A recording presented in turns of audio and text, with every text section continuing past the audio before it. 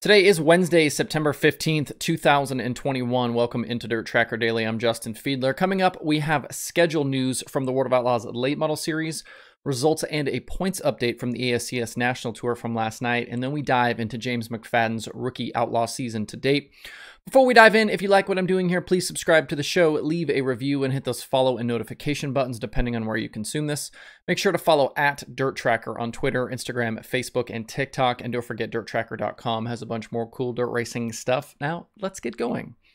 The World of Outlaws late model series announced yesterday that their upcoming races at the Rev in Louisiana have been postponed to next season because of ongoing issues with tire shortages. Fans who have already purchased tickets can hold on to them for the future date or request a refund once the new dates have been announced. In response, the series has added a new date at Sonoya Raceway in Georgia. Following the October 1st Mike Duval Memorial at Cherokee Speedway, the series will head to Sonoya for a 10,000 to win show on Saturday, October 2nd. It will be the series' first visit to the Georgia facility since 2018. Chris Madden is the most recent winner at the track. Brandon Shepard also has a win there as well. With the Rev weekend gone, the only races that remain in 2021 now are the shows at Cherokee and Sonoya, followed by it's 3 nights at World Finals, but it's kind of like 2 nights at World Finals because that Thursday night at World Finals is just practice and qualifying.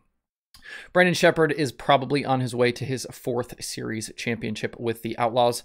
Not a huge surprise to see this race lost. Obviously, the tire shortages with Hoosier have been affecting races across the country. I think this is the first one we've actually seen from the Outlaws canceled because of the tire shortages, but certainly something that's still out there, as are the engine issues and some of the other part supply issues for a lot of these guys. And I think that's why you'll see some guys maybe missing that you would normally see at some of the races, especially this weekend. It sounds like we're going to have some lower than expected car counts at both Knoxville for the late model nationals and down in Texas for the Texas dirt race. So keep an eye on all of this as well. I know a lot of guys out there still struggling to track down tires, parts, things like that, because that's just the world we live in right now, unfortunately.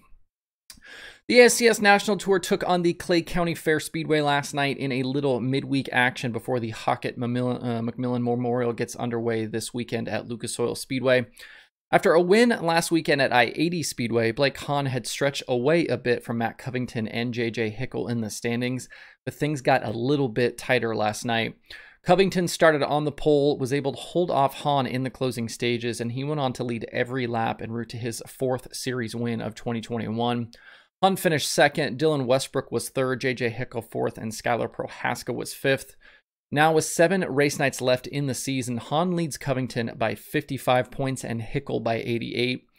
ASCS points really vary by where you finish, but on average through the field, it's about 2.67 points per position. But for example, it's 8 points between a win and 2nd place. Unless Hahn really melts down here, I'd say that Hickle is probably out of this in 3rd. He needs on average more than 12.5 points per night to run the 52 down. Covington still has a chance, though. He's less than 8 points per night back, so this might come down to the wire. The Hockentt-McMillan Memorial starts tomorrow night in Wheatland, Missouri. Besides being just a good weekend of racing, I definitely keep an eye here on this points battle. Besides the ASCS National Tour, the weekend also includes the non-wing sprint car portion with the POWRi War Series. So a lot of good racing upcoming here this weekend with the Lucas Oil ASCS and War Series at Lucas Oil Speedway. There have been a lot of different topics of conversation around the World of Outlaws Sprint Car Series this season, including the championship fight between Sweet Gravel and Macedo, all of the drama with Aaron Reitzel and his penalty, plus us following Donnie Schatz trying to track down win number 300 and more. Through all of it, though, there's one driver that's having a really nice season that I think has been a little bit overlooked up to this point. After missing the early part of the season because he was still in Australia for the birth of his first child, James McFadden has put together a very solid rookie campaign with the Outlaws. He currently sits 7th in both the driver points and the team points, and even though it's close, he probably wouldn't be ahead of Schuchart if he'd run those races. But if you look at the stats, McFadden's average finish is actually 0.2 of a position better than Schuchart's. The main reason being all of the tough nights the 1S team has faced so far this year. But Logan does have more wins, quite a few more top 5s, and more top 10s, so I doubt McFadden could be ahead, but it shows just how good of a run J-Mac has had in 2021. McFadden's only real disappointing weekend of the season was at Eldora for the Kings Royals. He finished 21st in the first prelim race and then 13th in the B-Main during the daytime Royal. But since then, he's bounced back in a really strong way. In the 22 races since, including the Knoxville Nationals, he's only finished outside the top 10 twice. One was 13th at Eldora on July 28th, also that Kings Royal weekend, and the other was an 11th at Weed Sport. Otherwise, he's been top 10 every single night, and that stretch also includes 9 top 5s plus that win at Skagit. He has 2 total wins on the season. Over the last 5 series races, only Brad Sweet has a better average finish, and over the last 10, he's just behind Sweet, Gravel, and Schatz in average finish. While our attention, I think, has been elsewhere with the Outlaws, McFadden has suddenly become one of the most consistent drivers in the series, which, as we've seen with Sweet, is vital if you're going to be a regular championship contender.